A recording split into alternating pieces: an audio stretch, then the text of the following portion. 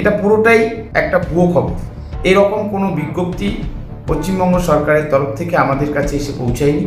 পরীক্ষা ছাড়াই চাকরি, জয়েন্ট ভিডিওর পরিচয় দিয়ে চাকরির নাম করে টাকা চাওয়ার অভিযোগ। চাকরির নামে প্রতারণা নতুন কিছু নয়। এবার পরীক্ষা ছাড়াই বিডিও অফিসে কর্মী নিয়োগ লেখা ভুয়ো ছবি ভাইরাল হয় সোশ্যাল মিডিয়ায়, জানিয়ে শোরগোল হয়ে পড়েছে গোটা রাজগঞ্জ। অভিযোগ, জয়েন্ট ভিডিও পরিচয় দিয়ে ব্লকের বিভিন্ন গ্রাম পঞ্চায়েতের প্রধানদের ফোন করে দুজন করে চাকরি দেওয়ার নাম করে টাকা চাওয়া হয়। রাজগঞ্জের ভিডিও প্রসন্ন বর্মন জানান, বৃহস্পতিবার থেকে তার কাছে একাধিক ফোন এসেছে, যেখানে তার কাছে এই ঘটনাটি সম্পর্কে অভিযোগ করা হয়। মূলত রাজগঞ্জের প্রতিটি গ্রাম পঞ্চায়েতের প্রধানদের কাছে জয়েন্ট ভিডিওর নাম করে ফোন আসে বলে অভিযোগ। কে বা কারা জয়েন্ট ভিডিওর নাম করে ফেক ছবি ও ফেক নাম্বার দিয়ে কল করছে তা জানা নেই। ফোনের পাশাপাশি একটি ওয়েবসাইটে ভিডিওর ছবি দিয়ে ভিডিও অফিসে নিয়োগের কথা লেখা রয়েছে, যেখানে বলা হয়েছে শুধুমাত্র ইন্টারভিউর মাধ্যমে নিয়োগ হবে, কোনো লিখিত পরীক্ষা হবে না। ভিডিও জানান এই ছবিটি তার ভিডিও অফিসের নয়, কোনো গ্রাম পঞ্চায়েতের পরিদর্শনে যাওয়ার সময় এই ছবি তোলা হয়েছে। এদিনই জলপাইগুড়ি সাইবার থানায় লিখিত অভিযোগ দায়ের করেছেন তিনি। আমি একটা সোশ্যাল মিডিয়ায় পোস্ট দেখতে পেলাম যে সেখানে চাকরি সংক্রান্ত একটা নিউজ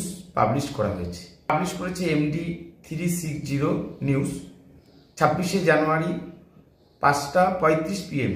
এটা পুরোটাই একটা ভুয়ো খবর। আর সেখানে আমাদের সমষ্টি উন্নয়ন আধিকারিক হিসাবে আমরা যেখানে পরিদর্শন করতে যাই, একটা গ্রাম পঞ্চায়েতে পরিদর্শন করতে গিয়েছিলাম, সেই ছবিটাকে ওখানে লাগিয়ে দেওয়া হয়েছে। এটা খুবই অন্যায়জনক এবং দুঃখজনক।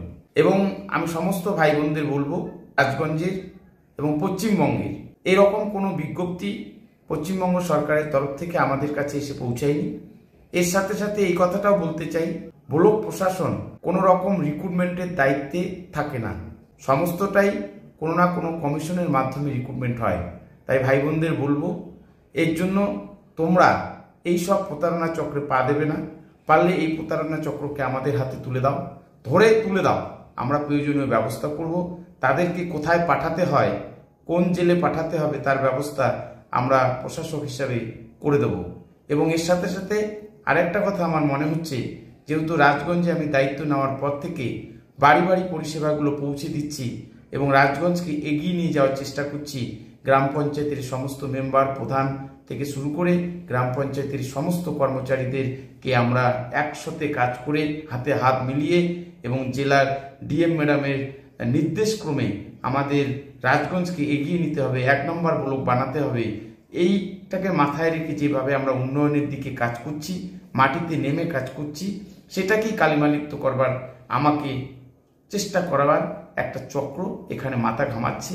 এর জন্য আমি যা প্রয়োজনীয় ব্যবস্থা নেওয়ার সেটা নেব।